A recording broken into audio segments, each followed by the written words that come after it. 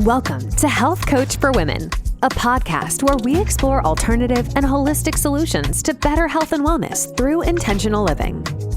Now, here's your host, Marsha Roopchand-Walker.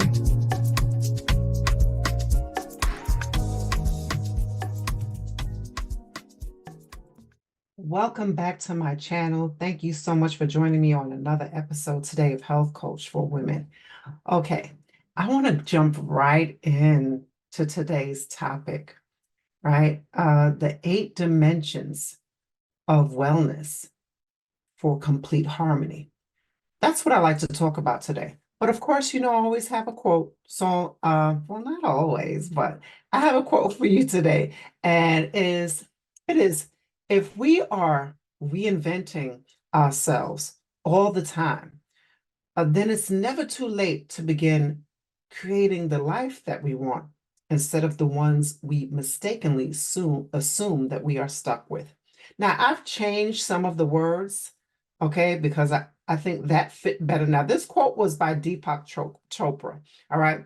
The quote originally says, if we are creating ourselves all the time, then it's never too late to begin creating the bodies we want instead of the ones we mistakenly assume that we are stuck with. But I wanted to change that up because I'm looking at, today we're talking about the 8 dimensions of wellness, right? So I wanted something that embodies everything of what we're talking about. So that is why I said that we are, because we're always trying to reinvent ourselves, right? Trying to do something new and different, right? Sometimes we do that. And so that's why it's never too late to create the life that we want, right? The life that we want instead of the ones that we think that we are mistakenly assume we are stuck with. Because life is about choices, right? Life is about choices. So I changed the words on that a little bit. I just wanted to share that. So I changed the little words on that one. So, all right. But before we jump right in, if you haven't done so already, please hit that like button, share, and subscribe. All right. So I'm going to go ahead and get started. I want to talk about the 8 dimensions of wellness for complete harmony. Now, it may seem like maybe something that's unachievable to some, may seem like, oh, it's just a fallacy, right? But we can have complete harmony. We can have a truly harmonious life, I should say, right? Rather than saying a balanced life. But how do we do that? Sometimes we don't think that we have options, and we really have options, and sometimes we feel stuck because we feel like there is no other way. But remember and know that there is always a choice, there's always an option, and there's always a better way. We just have to discover it. All right, we have to discover it. And that can be a challenge. It can be a challenge, but that's why I wanted to talk about this today. All right, so the whole concept of wellness can be explored through various dimensions, right? And it encompasses the full range of the human life, a person's life, right? And because we're aiming for a balanced, holistic life, more balanced, holistic way of being, so to say, right? And so say balance, some say balance or harmonious. I like to say harmonious rather than balance, only because not everything in our life is going to require the same amount of balance, right? Some areas of our life may need more nurturing than others, right? So when we look at the balance wheel, the wellness wheel, right, you see that it encompasses 8 dimensions, right? Physical, environmental, occupational, emotional, intellectual, social, spiritual, and financial, right? So we're going to dive into that. Let's start with physical, right? So, the physical, that dimension, of course, it stresses the importance of physical activity, right? Which includes diet and sleep, all right? It includes going for your regular health checkup, right? Getting your yearly exams done that you need. So it involves taking care of our body for our optimal health and well-being. So that's the physical aspect.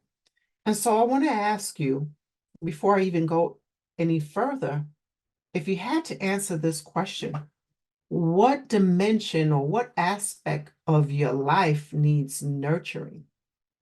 What aspect of your life needs nurturing? Is it more physical? Is it more occupational? Is it emotional wellness? Maybe it can be more than one, right? Maybe it can be more than one. So this topic today is to really get you to take a look to see what actually really needs nurturing and what you can do to go ahead and get started so that you can have a more full, harmonious life, right? All right. So I just wanted to put that out there. So we know we need to stay on top of our physical activity. Getting at least, if you looked at last week's episodes, when I talked about the healthiest cities to live and the different data points that different companies that they looked at. So you have where they're going by certain cities, certain areas where what those cities provide for environmental factors, right? The greenery, parks, recreational activities, right? That would fall under environmental. But then you had also um, what people were actually doing themselves, right? Taking the time to practice at least 90 minutes of exercise a week. All right. So that's going to lead me into the next topic, environmental wellness, right? So in this aspect, this dimension here, we look at our environmental factors, right? How are we with preserving and protecting our environment, right? What about the interconnectedness of nature, right? As well as the individual. So environment plays a factor. How often do you get out in nature, right? How often are you in positive, clean surroundings, right?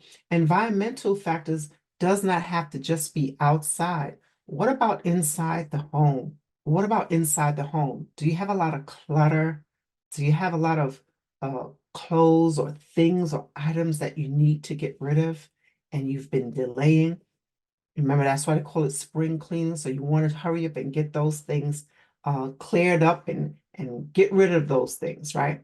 Have more feng shui, have a better type of energy that flows, right? So you want to remove the clutter, right? I know for me personally, I can't operate in clutter. It actually impacts my brain, right? So if my external world is cluttered and chaotic, with stuff everywhere, that's how it is in my brain.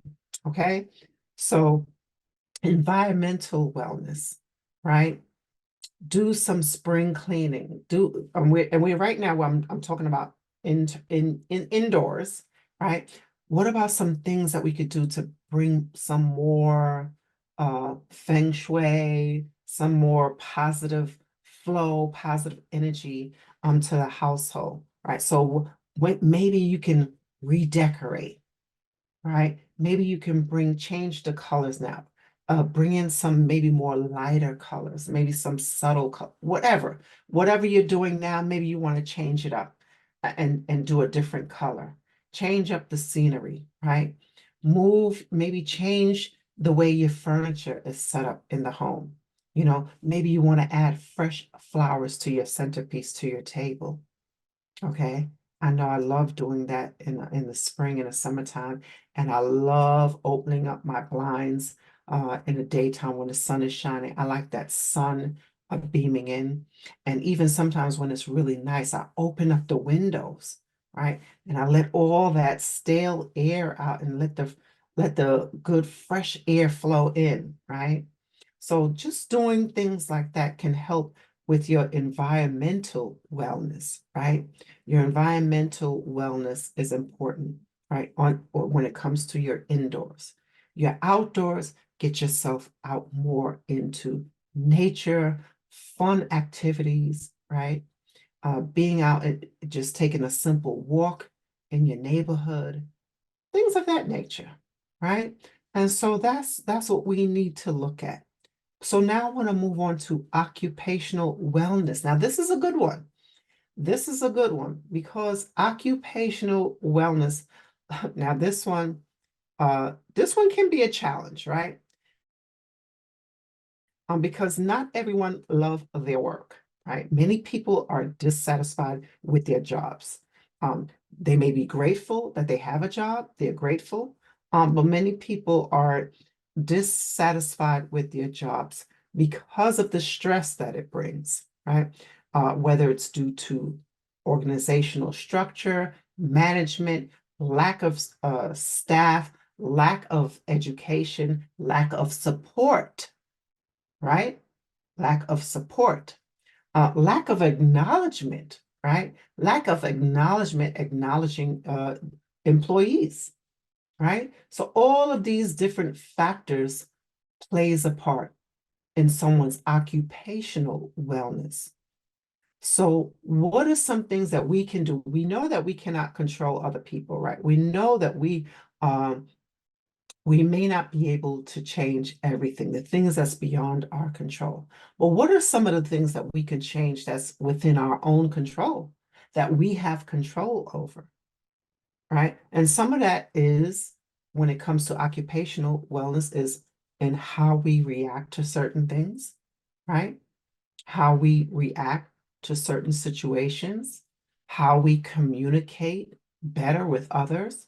And even if you are in a workspace where you're dealing with people who are, I would say, maybe difficult to work with, or challenged to work with, or maybe not so positive, maybe not so proactive, or maybe lackadaisical, and maybe you're totally different from that. Or maybe you're that person. I don't know. So what can we do to change that? Again, we can only change what we can change. That's within our control. Number one is how we react to situations, right? Learning to do better, right, with the things that we know. The things that we have no control over, we can't worry about that. The things we can be more concerned about is how we react to situations, and just learning how to communicate effectively and maybe de-escalate certain situations, uh, communicate better, maybe looking at tone, body language, right?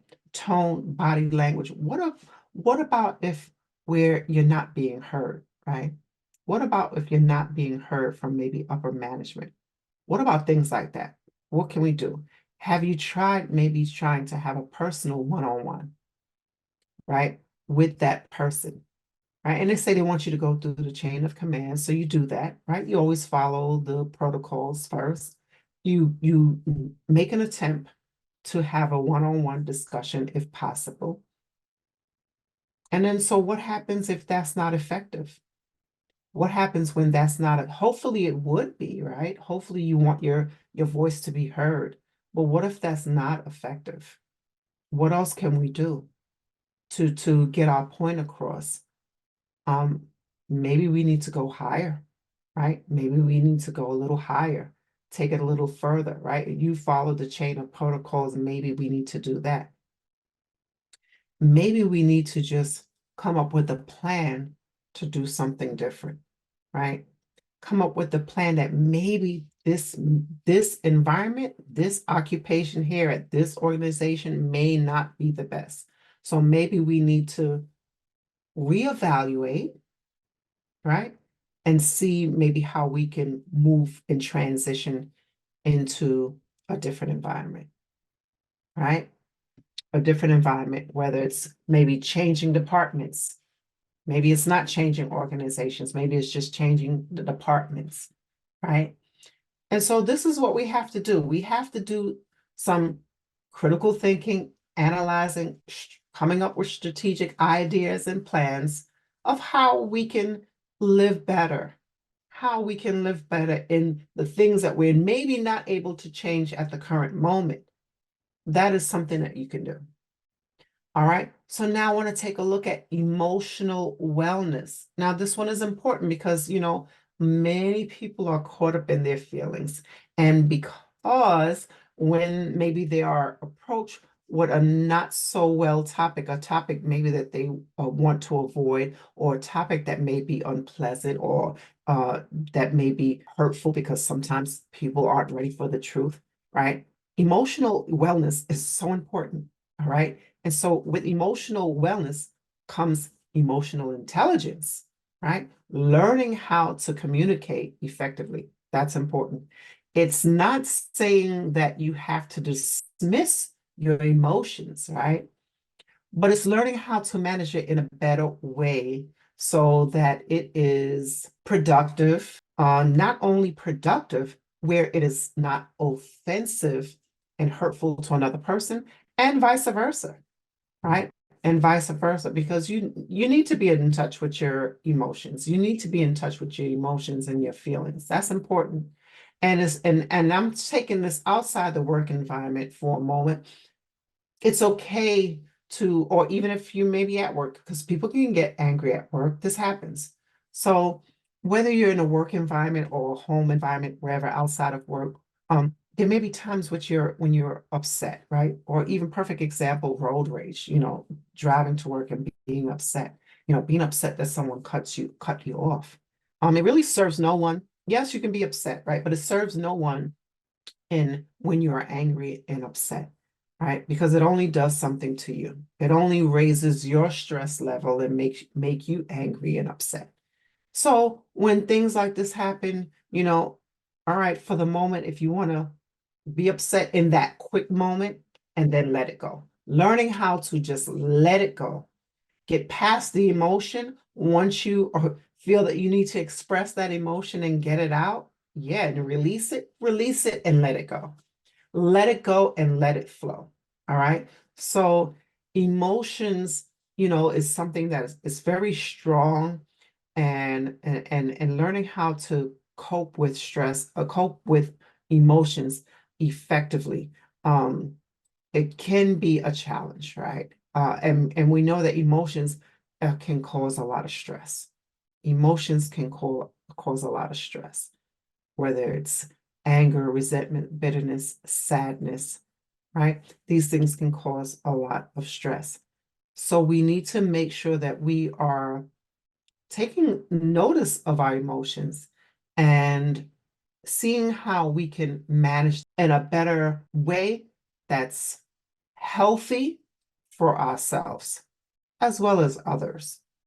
If you are struggling with health issues like chronic pain, being held back by past traumas, or feeling overwhelmed and hopeless, please know there is hope. There is help. Transcendence, a woman's guide to healing and self-love for better health, happiness, and abundance, is a blueprint to help you get your life back and reclaim your health. Within its pages, you'll learn how to elevate your existence by shifting your mindset toward the positive, focusing your energy on what's really important, using gratitude to feel deep appreciation, changing your gene expression through epigenetics, building resilience, and living in a state of flow, feeling love overflow within. Go beyond an ordinary life. Transcend. Buy it now. Okay, so we need to be able to do that effectively. Now, I want to move on to intellectual wellness. Now this dimension, it involves creative, stimulating, and mental activities. And it's about expanding our knowledge as well as skills, discovering the potential for sharing your gifts with others, right? And I like this intellectual wellness. Because so many of us have things just trapped within us that we just refuse to share with the world, right? Refuse to share with others. Why? Fear of maybe it not being received as you would like it to be, fear of it being criticized, right? Fear of whatever, fear of the unknown, fear of maybe it's not a good idea. Fear of the opinions of others, right? All these different fears that we have. But it's important to be able to expand our knowledge, right? And by expanding our knowledge and gaining knowledge, this is how we are able to really be in touch with the intellectual aspect of ourselves, right? And tapping into those gifts and not being afraid. And if you are afraid, being afraid, but doing it anyway. Okay, doing it anyway. And I always talk about, before I couldn't even get on video, right? And even now doing a live or something like that, it can be a little bit nervous, but I still push through, right? And you may notice if I'm doing a live, maybe I made a little fumble with my words a little bit. It happens, right? But I push through and I do it anyway. Even recording a video, or recording something maybe for an upcoming challenge or an ad that I'm working on or doing something like that. I always find it to be difficult at times, but I still do it, right? I still do it. I do it anyway. So that's what we need to look at. It's not about being perfect. It's about still pushing through the fear and still pushing through to tap in to that potential, to tap in to that aspect of ourselves that we sometimes run away from. Okay.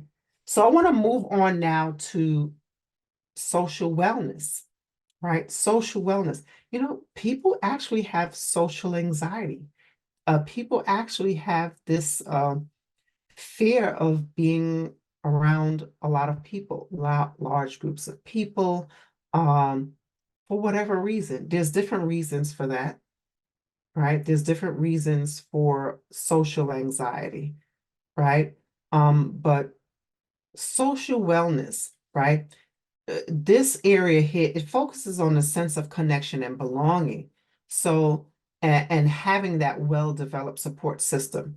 So maybe a person, maybe they don't feel comfortable being in these social environments because they don't feel like either having the social connection, or maybe they feel uncomfortable an awkwardness or something with themselves that they may not want someone to notice, right?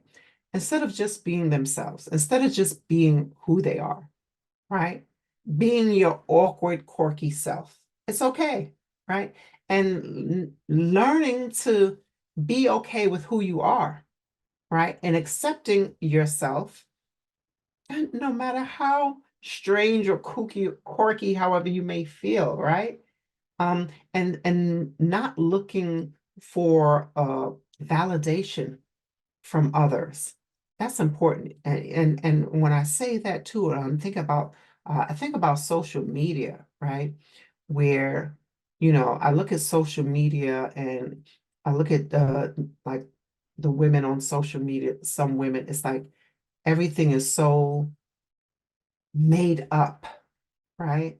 Everything is so made up, and then having this perfect image, right, in front of the camera, or this perfect image or lifestyle in front of the camera, right? When sometimes things are just an illusion. They're not always what they appear to be, right? But when people are looking to be accepted from others, right, they can create this illusion, right? And I'm not saying that this is for every person. I'm saying for some, right?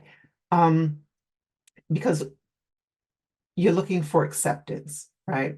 Acceptance in either your beauty, acceptance in either your material things, acceptance in whatever, right? Instead of just truly just being your authentic self.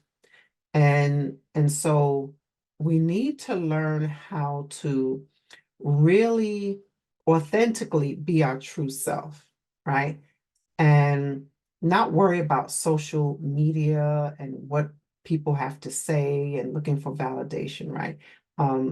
We need to look past that, and people need to judge people less and look at the core of a person, because truly that's really what matters, right?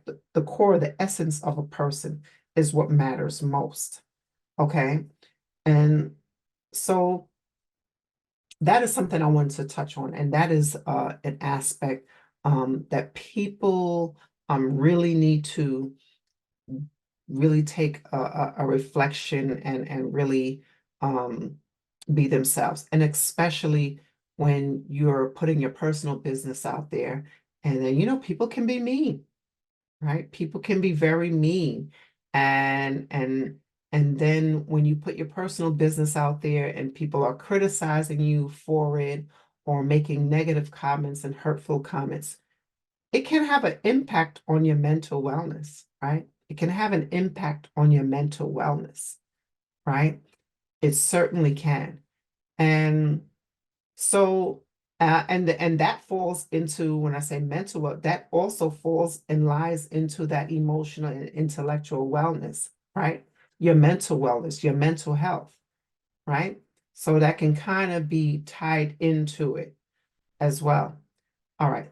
So I want to move on to number 7, right? Your spiritual wellness. What needs nourishing?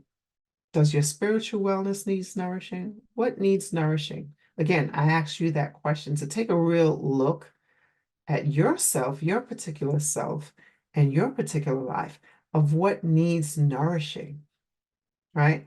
And when we look at spiritual wellness, right, this allows you to develop a set of values that helps you to seek meaning and purpose, right?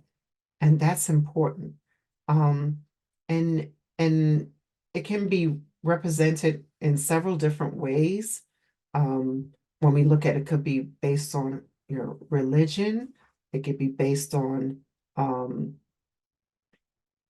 whatever practice or spiritual beliefs and values that you hold, your own personal beliefs and values and morals, right? It can get tied in with your spiritual wellness. Because when you look at your spiritual wellness, of course, a person is looking for deeper meaning, right? Deeper purpose for life, right? And it allows you to reflect and have personal reflection. So your spiritual wellness is important, and developing all these other aspects and areas in your life can help you to develop your spiritual wellness, and having that connection either to a higher power, your higher self, whatever it is. So that's so important, right? Spiritual wellness is so important, and it helps you to be in alignment, right? In alignment with your true self, your core values and beliefs. So having that nurturing of the spiritual aspect is definitely at the pinnacle of my list of wellness and nurturing, right? I'm always looking for nurturing when it comes to my spiritual wellness, right? Because that is what is important for me, as well as the others, right? As well as the others. Okay. So, but now I want to move on to the final one. I should have probably saved the spiritual wellness for last, but anywho, all right. Financial wellness. Financial wellness. Remember, I talked about holistic finance in the previous episodes. I talked about holistic finance, right? And so in this area, we know that finance can play a strong part in relationships, right? With our spouses. Finances can impact many things, many areas of our lives, right? Not only when it comes to uh, dealing with dealing with our spouses, significant others, our mental health, right? When you're stressed and worrying over money, whether you have too much of it or not enough of it, right? So that's important, right? It can play a part in many ways. And people who are older, you could be worrying about retirement. Maybe you don't have enough money set up for retirement. Maybe people who are younger feeling like they're not where they need to be at 23 and 25 and worrying that they don't have certain things. Again, focusing or possibly looking at other people's lives, right? Seeing what they have and comparing it to your own personal life, when we don't need to do that, right? We don't need to do that. We need to focus on where we are in our lives, right? And what matters to us and the things that we need to do for ourselves. All right. So when we look at financial wellness, right, we're looking at different aspects, right? And it's not just about being wealthy, all right, but it is being able to achieve a satisfied state where you feel satisfied in your financial situation. And so the things that's included in that would include aspects of budgeting, right? Debt management, savings, right? Uh, Understanding the value of short-term as well as long-term financial goals. What are your long-term financial goals? Do you have any long-term financial goals? Do you have a Roth IRA set up? Do you have maybe an annuities account set up? Do you have an emergency fund? These are the things that you need to look at, that a person needs to look at when you're looking at financial wellness, right? And financial wellness also includes making informed decisions, right?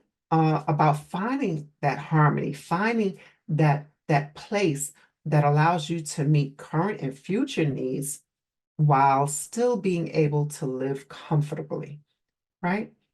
So financial wellness contributes to overall well-being by reducing stress, because we know that stress and chronic stress can be deadly, right? And worrying over finances is is up there, right? For many people, right?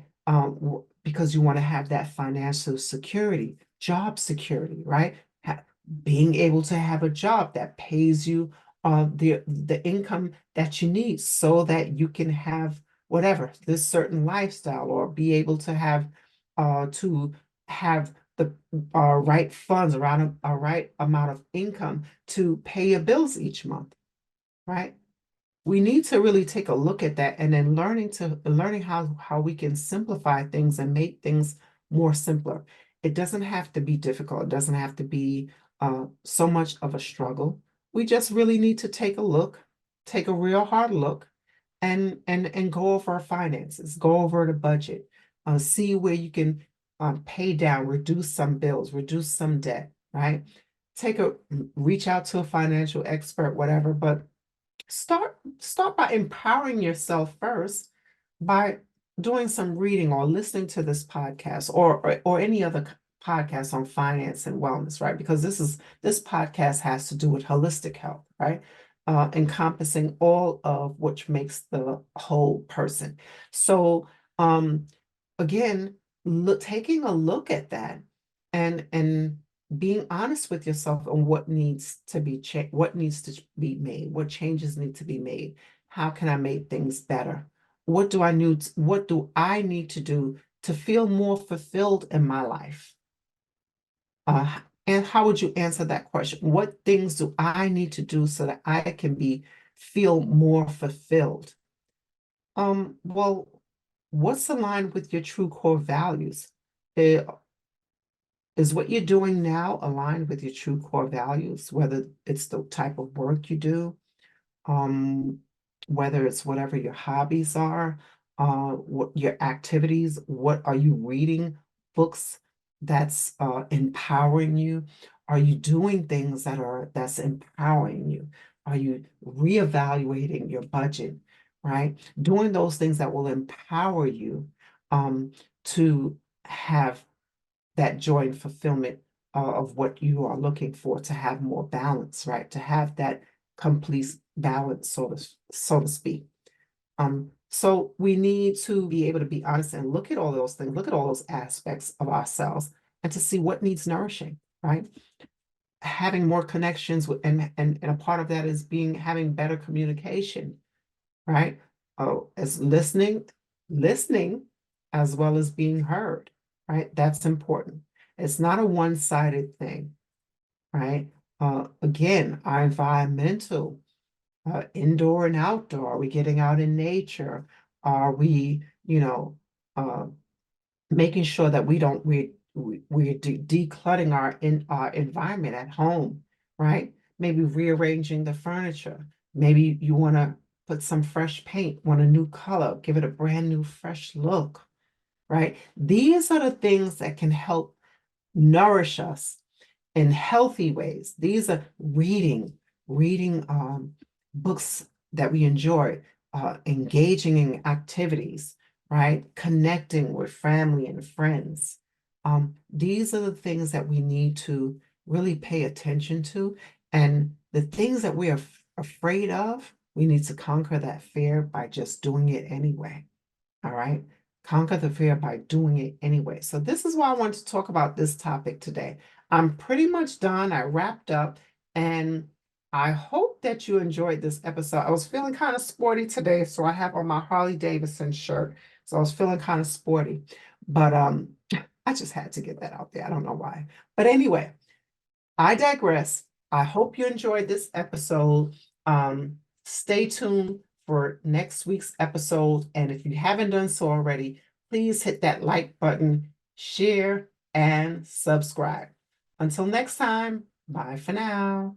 Ladies, do you find yourself caught in the daily grind, juggling between the demands of your career and personal life? Do you dream of thriving both professionally and personally in 2024, but feel overwhelmed by the constant struggle? I understand the challenges you face, and that's why I'm thrilled to invite you to join the 5-day Radiant Soul Challenge. Picture this: a life where you have the secrets to not only survive, but thrive in both your career and personal space. The Radiant Soul Challenge is designed for women just like you, ready to break free from the chains of stress and achieve optimal health. Here's why you should be a part of this exclusive experience. Learn the secrets to thrive both professionally and personally in 2024. Discover actionable insights that will propel you towards success in your career while maintaining a fulfilling personal life. Create more work-life balance for better optimal health. Uncover strategies to strike the perfect balance between your personal aspirations and your well-being, ensuring that you're at the top of your game without sacrificing your health.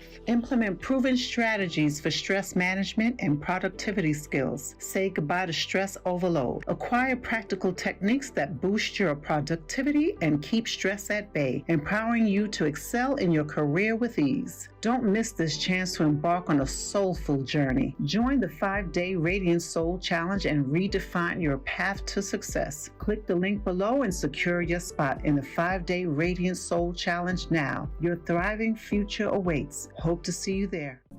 Thanks so much for tuning in to this episode of Health Coach for Women with Marsha Roopchand-Walker. If you've enjoyed this episode, please feel free to rate, subscribe, and leave a review wherever you listen to your podcasts. That helps others find the show, and we greatly appreciate it. Once again, thanks for tuning in, and we'll catch you in the next episode.